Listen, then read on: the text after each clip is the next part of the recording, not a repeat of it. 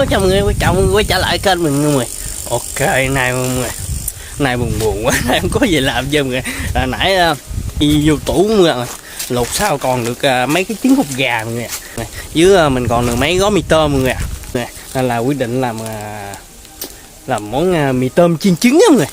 Nghe tới cái tuyệt vời mọi người. Tại cái món này nó phải có nhiều xúc xích đồ cái kiểu nữa mọi người, mà tại nhà hết đồ rồi mọi người, còn có mấy trứng này lấy ra chiên đỡ luôn mọi người. Ok, thì bây giờ mình sẽ làm cái món mì tôm chiên trứng đó mọi người. Có gì đâu làm đó mọi người. Ok, let's go. Ok mọi người, thì hồi nãy giờ mình đã ấy mọi người, hồi nãy lục vô tủ lạnh có được cái mấy trứng gà mọi người đó, với mình lấy được mấy con mì này, bữa nay làm cái món mì chiên trứng đó mọi người. Đó, bây giờ mình sẽ mới học được cái món này trên mạng mọi người. Cái bị đồ đẹp xì đủ mọi người. Bây giờ mình sẽ ấy mì cho nó nhuyễn ra mọi người, bỏ vô và trộn trứng đâu cái kiểu này điểu nha, mới học được đấy. Chuyện mới mọi người. Làm sao ta để mình nhớ lại mọi người. Mình nhớ rồi. Bây giờ sẽ ép cái này nha mọi người. Đó, ép cho nó nhuyễn ra nha. Học không biết hay làm được mọi người. Đây mọi người, bữa nay là có chiên trứng mọi người. Nha mọi người. Ép lên cho nó nhuyễn ra thiệt nhuyễn nó. Cái hồi mình trộn trứng vô cái mình đem lên mình chiên cái xong cái chế tương ớt chưa tương ớt xay nè, thế là có được cái món mì chiên trứng á. Đây bây giờ mình mới xong rồi, bây giờ mình sẽ đổ ra nha. Không biết làm được cái này không đây, đi lên học xong trên mạng rồi cái bây giờ hình như nó còn chưa nhuyễn người ta. Đấy mọi người. Nó nhuyễn không mọi người. Đó, hồi cái mình sẽ trộn cái ấy vô nha. Trộn trứng vô cái mình bỏ đây đi. Thôi tính sao mọi người. Im ở đấy. Thấy cũng giống rồi đó mọi người, mà không biết thành công không nghe nha. Đây mọi người, mới ấy đập ra đựng mớ nè, đũa nè, chào lên. Ăn thử miếng ấy. Giòn ấy. Còn ấy. Giờ công đoạn tiếp theo mọi người, đập trứng gà nha. Đây có mấy trứng gà nè, bây giờ mình sẽ đập bỏ vô. Sao để đông lạnh còn nước không mọi người. Bây giờ mình sẽ đập bỏ vô mọi người. Còn chiên nằm nhé. Nãy có để đường ngọt gì người ta quên người ta. Như không hay sao mọi người ạ. Trộn vô nha. Đập chặt để vô. Đấy. Chỉ vô đỡ tới công chuyện. Đây là chiên làm cái món này mọi người. Đây là mày học hỏi đâu người. Cái gì không biết là phải lên đi học người ta ở học mới được. Đấy, ok, bây giờ mình sẽ để cái này bên đi. Tới công đoạn thứ hai mọi người. Đó, bây giờ mình sẽ trộn đều lên nha. Đây mọi người, có mấy cái trứng mình để vô nè mọi người. Đó. Mình sẽ trộn đều ra cho nó thấm đều luôn mọi người. Đó, rồi xong luôn rồi. Tô này tới công chuyện luôn mọi người. Trời, cái quả trứng nó lạnh mà mình để vô cái thau mà nó còn lạnh ra cái tay mình luôn rồi. Ở trong tủ lạnh. Này hồi mình sẽ làm cái món gọi là chiên này để chiên lên. Cái này phải có thêm cái ấy nữa mới ngon nè. Thiếu rồi. Bây giờ thì xong rồi, bây giờ chế biến xong rồi mọi người. Đó, bây giờ mình đã chế biến xong rồi, cái này nó hơi ấy sao xíu á. Thì bây giờ mình bắt đầu qua bắt lửa, có chảo lên và chế dầu vô chiên nè. Đó, tô luôn nè. Tuyệt vời một trời không. Đấy, ok mọi người, thì hồi nãy giờ mình đã làm xong được một cái tô mọi người. Cái tô này gọi là cái tô mì mọi người. Trứng. Nãy buồn quá cái vô tủ lạnh lục coi còn cái gì làm không nè. Thì ra là được coi còn mấy trứng mọi người. Mì nè ha, mì cái mình làm cái món mì chiên trứng rất tuyệt vời. Cái món này nó phải có cái thêm xúc xích nữa mọi người. Nhưng mà bây giờ mình nhà không còn nữa, bây giờ chơi đại cái này đi mọi người. Có gì làm đó nữa mọi người. Ok, thì mình nãy mình chọn gia vị xong mọi người. Ủa, này không có gì để trứng nha. Này hồi chấm tương ớt xong rồi. Ok, bây giờ thì mình sẽ bắt đầu chiên nha. Lửa nó nè. Bây giờ thì mình đã lên lửa mọi người. Đợi chảo nóng lên là mình cho thêm tí dầu nữa là có thể chiên được mọi người. Đấy, ok, let's go mọi người. Thử thách 6 ngày 6 đêm chiên trứng, let's go. Đây. Đó, cái tô dầu siêu tuyệt vời không? Quá đã luôn mọi người ạ. Cũng nóng rồi mọi người. Giờ cho thêm dầu luôn nha. Chiên trứng tí dầu thôi, đừng để nhiều quá. Đó rồi, thôi giờ mà hôm nay không có cái chảo nhỏ hết trơn, cái chảo siêu to khổng lồ luôn kìa. Chai dầu cũng chai dầu bự, chảo bự. Cái chảo mình nó nóng rồi mọi người, để dầu cho nào chán chán nó đều ướt chảo rồi. Bây giờ bắt đầu để này vô chiên nha. Ây da, đây cái món hỗn hợp của mình đây mọi người, chiên tuyệt vời. Đầu tiên làm cái món này tôi không biết sao nữa người. Đây bây giờ mình bỏ vô chiên nha. Thôi giờ nhỏ lửa xuống đi, rồi để đại vô đi mọi người. Đó, nó xèo xèo lên rồi kìa. Dễ cam nha, ép nó ra nha. Mì chiên trứng. Tới công đoạn thứ hai là ép ra mọi người, sẽ ép nó ra nha. Trời ơi gì kỳ vậy.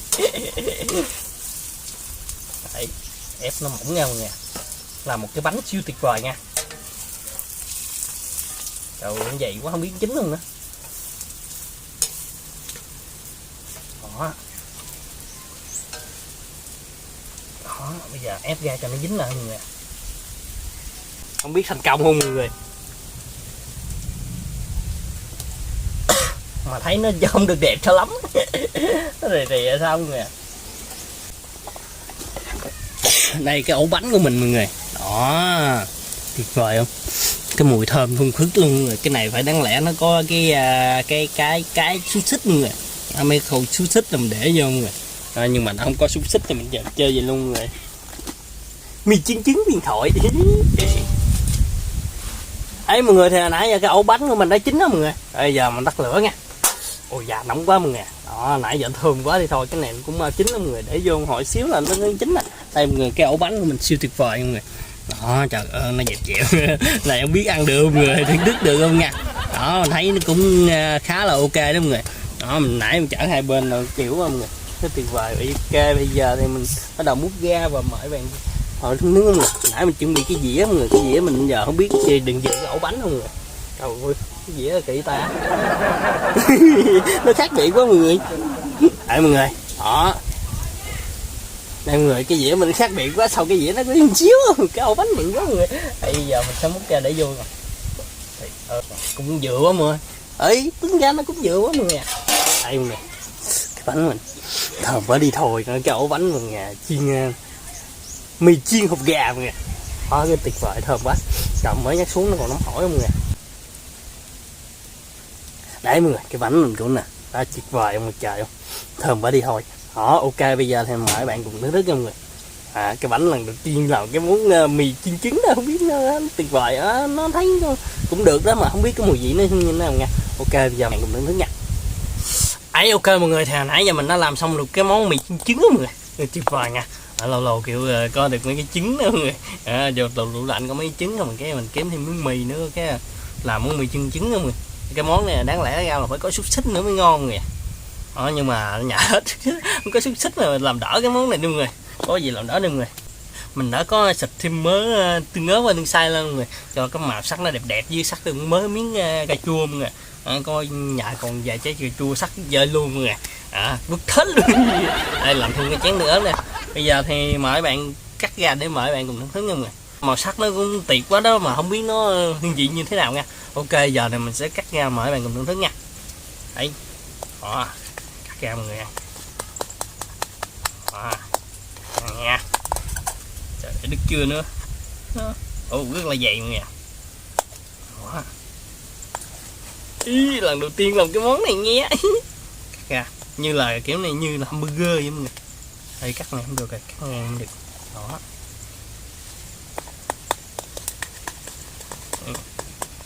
Đây có miếng cà chua này để ngang đi. Trời ơi, nãy quên tự nhiên đi xịt tương ớt trước rồi lại dính vào ghê quá. Đấy. Đú. Nét nồ liền. Tao nói sao vậy? Chinh cái tuyệt vời nè. Cắt nó hơi cầu kỳ xíu mọi người. Cắt cái miếng nhỏ nhỏ thôi để ăn nha, bự quá khó ăn lắm. Vợ mặt trời đi. Này món cực kỳ đơn giản rồi, chỉ cần trứng ốp gà và mì là xong rồi, để vô là chiên liền. Tôi trứng chút công bỏ ra mình làm xiên xíu là có một cái món ăn huyền thoại mọi người, món ăn miền quê mọi người, món ăn giặt buổi trưa. Đó, cắt ra mọi người, cái tuyệt vời nha. Xong rồi bây giờ thì mời bạn cùng thưởng thức mọi người. Cái giờ dính ghê quá mọi người. Đấy, ok, bây giờ thì mời bạn cùng thưởng thức nha mọi người. Giờ là mình sẽ lấy cái miếng này ra mời bạn cùng thưởng thức nha mọi người. Đó, tới công chuyện luôn mọi người. Đó, cái tuyệt vời nha. Mời bạn cùng thưởng thức nha mọi người nha. Cái dài nó béo béo mọi người. Thơm cái mùi hột gà quá. Rất tuyệt nha. Ê, không ngờ lần đầu tiên mình chiên cái món này nó cũng ngon quá vậy chứ bữa. Cộng thêm tương ớt nữa thôi, thứ gì nữa giờ chấm vô mời bạn thêm miếng nữa nha. Rất dai mà mì chiên nó lão á, này phải có thêm chút thích nữa là tới công chuyện luôn. Ê, làm miếng cà chua mọi người miếng cà chua nha. Đây mọi người nha. Cộng như hương vị chua chua nó ăn đã thật chứ. Quá tuyệt vời luôn. Đây mọi người nha, bông tài ngon kìa.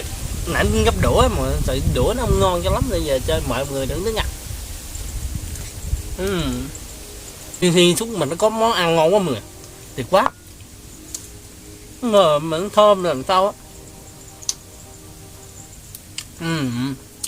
Làm cái chua nữa chứ hả? Hay mọi người miếng cái chua nha. Cà cà the nó đã không. Miếng của mình thì dài dài béo béo. Nãy để trứng gà vô nó rất béo nha, độ béo đã quá. Ăn như hamburger vậy mọi người, cầm cái từng miếng vậy nè. Rồi mừng 10 miếng nữa nha.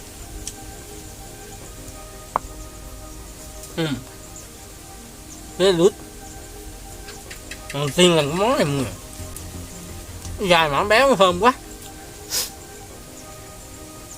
Trời, ăn miếng non, tại nãy mình làm 2 gói mình nên là cái miếng bánh nó rất dày nha, mà ăn đã làm sao á. Ngon quá đi thôi. Anh làm miếng cà chua nữa cái miếng cà chua nó ăn kèm cũng rất là ngon rồi. Đây mời miếng cà chua nha, thơm quá. Ăn nhiều cà chua vitamin rồi. Nó sướng làm sao quá đi thôi. Làm miếng cà chua nữa cái cà chua ngon quá mọi người, nó cứ chua cái đã thôi mọi người nha. Ngon quá, không thể thốt nên lời luôn người, mà cảm giác nó nò miếng bánh nò quá, nó bự quá đi thôi. Nó hơi ngang xíu nha, tại mình làm nãy cái miếng bự dày trì quá mọi người, tại hồi nãy có hai gói mì á nên là cái miếng nó hơi bị dày xíu. Mới nãy làm một gói là bao ngon luôn rồi, cho nó một mẫu ăn nó im. Thì ok mọi người, thì lâu lâu cũng có mấy chút hột gà mình làm xong thêm cái mì nữa, làm chiên, làm món mì chiên trứng không người, giống hamburger vậy đấy. Này phải có thêm xúc xích nữa để lên trên mặt nữa thì thôi ối rồi thành một món tuyệt phẩm luôn người. Mà giờ không có xúc xích thì đỡ đó mình luôn người, giờ làm đó đi. Ok, thì nãy giờ clip mình cũng khá là dài mọi người. Xin chào và hẹn gặp lại mọi người trong clip lần sau. Nhưng bánh là ngon quá, nghe hấp dẫn. Rồi ok, giờ xin chào mọi người. Bye, tạm biệt mọi người nhé.